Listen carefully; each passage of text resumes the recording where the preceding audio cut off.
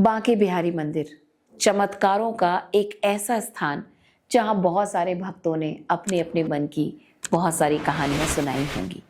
एक छोटी सी कहानी मैं भी शेयर करूंगी। मैं बांके बिहारी जब पहली बार गई, किसी के साथ गई, कोई हमें लेकर गए थे। मैंने इनकी डॉक्यूमेंट्री देखी थी बहुत पहले और मुझे पता ही नहीं चला, दर्शन करने के बाद पता चला कि ये वही मंदिर है जिसे मैंने डॉक्यूमेंट्री में देखा था। और जैसे ही मैं दर्शन करने के बाद चल दी, मेरी आत्मा जैसे वहीं रह गई और मैं बहुत परेशान।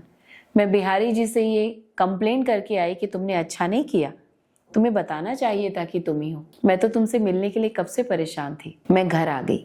आप यकीन नहीं मानेंगे कि 1 हफ्ते के भीतर मुझे बांके बिहारी जी ने फिर से बुलाया, क्योंकि मैं कंप्लेन करके आई थी कि तुमने मुझे क्यों नहीं बताया। अब मैं वहां पहुंची, मेरी अश्रुधार झरझर मेरी आंखों से बहने लगी। उनसे दोबारा मिली और अब की बार भाव से विभोर होकर मिली। वहां ऑटोमेटिकली मेरे मन से एक भाव पैदा हुआ और मैंने बिहारी जी से कहा, मेरी ममता को स्वीकार कर लो। मेरे मन में उनके लिए पुत्र भाव प्रकट हुआ। मनुष्य है, पता नहीं क्या क्या हमारे भीतर होती हैं भावनाएं, कैसे छलक जाती हैं हमें भी पता नहीं चलती। आप यकीन मानेंगे कि मैं वहां से जब आई हूँ, आने के तीसरे दिन, दिवाली से 3 दिन पहले का टाइम था और हम लोग लक्ष्मी गणेश के पूजन के लिए उनको लेने गए। तो जिस जगह पर मैं गई, वहाँ मार्बल के लक्ष्मी गणेश मैंने लिए और उनसे मैंने कहा, जिनसे खरीदा वो लक्ष्मी गणेश को मैंने उनसे बोला कि मुझे कुछ तो दो, कोई गिफ्ट दो। तो आप विश्वास करें कि उन्होंने उठा के मेरे हाथ में लड्डू गोपाल रख दिए। मेरे हाथ ऐसे कांप गए। मैंने कहा, इन्हें उठा लो, इन्हें उठा लो, क्योंकि मैंने हमेशा से कहा था कि मैं लड्डू गोपाल की सेवा कभी नहीं करूंगी, क्योंकि बड़ी टफ होती है, ऐसा कहते हैं, इनका रोज करना होता है। हमारे जैसे लोग जब तक पूजा में पूरे डूब ना जाए तब तक इन चीज़ों से बचते हैं। तो मैंने कहा, इन्हें उठा लो। उन्होंने कहा, अब ये नहीं उठाए जाएंगे, ये तो अब आप ही के पास चले गए, अभी आप ही के पास रहेंगे। आप यकीन नहीं मानेंगे, मैं उनको लेकर अपने घर आई तो मुझे लगा जैसे मेरी गोद में छोटा सा बच्चा है। और घर आने के बाद में फटाफट से उनकी ड्रेसेस लेकर आई, उनको तैयार करके बिठाया, उनका स्नान कराया और सब कुछ होने के बाद मुझे याद आया कि मैंने बिहारी जी के सामने कहा था कि मेरी ममता को स्वीकार कर लो। और इस तरीके से उन्होंने मेरी ममता को स्वीकार ही नहीं किया, स्वयं मेरे घर पे चल के आए।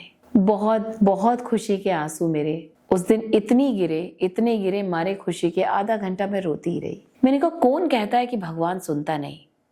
मुझे लगता है कि सुनाने वाले ठीक से बोलते ही नहीं। मैंने आज तक प्रभु से जो भी कहा उन्होंने तुरंत सुन लिया। और ना मैं बहुत बड़ी भक्त हूँ, साधारण इंसान हूँ, एक आम सी जिंदगी जीती हूँ, ना 24 घंटे मंदिरों में घंटियां ही बजाती हूँ, बस प्रभु नाम जाप करती हूँ। यूं सुनते हैं वो, इतने करुणा के सागर हैं।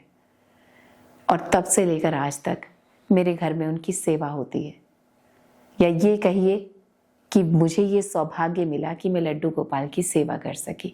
यकीन मानिए, मन से पुकार के तो देखिए, ईश्वर आपको आपसे भी तेज पुकारते हैं। 2 कदम उनकी तरफ चल के तो देखिए, वो दौड़ते हुए आपके पास चले आते हैं।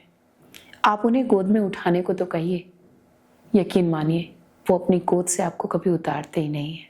ये मेरे अपने अनुभव है और इन अनुभवों को मैं अंतरात्मा से शेयर कर रही हूँ।